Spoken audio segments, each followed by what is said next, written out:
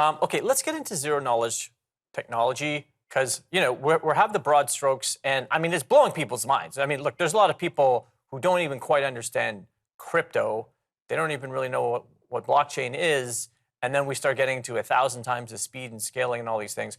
But we're going to blow people's minds a little bit more. But we're going to try to explain it the easiest way we can. But tell me about zero knowledge technology. The idea of zero knowledge technology is that you have some data and you can come up with a conclusion for that data or answer. And you don't have to expose the data which you use to make the answer, but the answer is verifiable by looking at the data. So, for example, if you had a box from Amazon, imagine being able to prove that the thing which you ordered is inside the box without opening up the box. And that's why it feels like magic, because it kind of is. Um, and obviously, when you're talking about the financial industry, to have the sort of technological underpinnings, being able to analyze all of these boxes, and then you're essentially trading boxes all around the world. I mean, it's not hard to see how that applies to the finance industry. Yeah, it's definitely extremely efficient and even potentially problematically efficient, because if you make a mistake, you can make that mistake a lot faster as well. So speed sometimes isn't the perfect solution for everything. When you buy a house, you don't just write a check on the day that you see it and move on. You go through a bunch of different processes because there's some security in slowing it down there intentionally. So it's not, that sort of speed is not perfect for everything, but it's definitely great to have it at your hands. Well, it's funny because you were talking about 1,000,000 times faster, but so I was reading about recursive scaling, and I'm hearing recursive scaling, and recursive meaning to recur, just to do it over and over again. It can essentially batch an infinite number of transactions. How is that possible?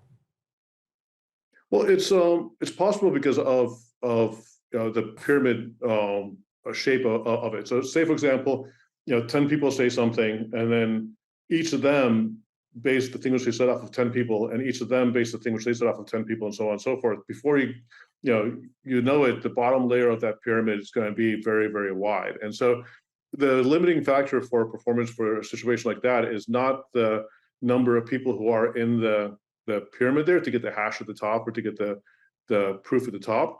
It's the speed at which you can actually transfer that data or calculate the data for each one of them. So in a case of a zero knowledge proof that's recursing, the cost of actually calculating the proof for each one of those boxes really becomes the limiting factor. So it's not going to be infinitely fast, but it's not being limited by scale. So it's a constant size there, and it's not a geometric or a logarithmic performance graph.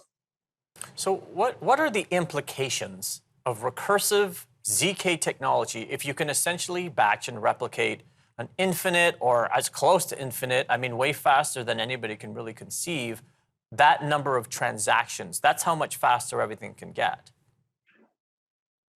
Yeah, it's definitely the applying security to it is that much faster. You're still going to have to go and read all that data, pull the data in, and act on that data and do things with it. So all it's really saying is that I can prove that a substantially large block of data, which is all these different blocks of zero knowledge proofs in there, they're all true.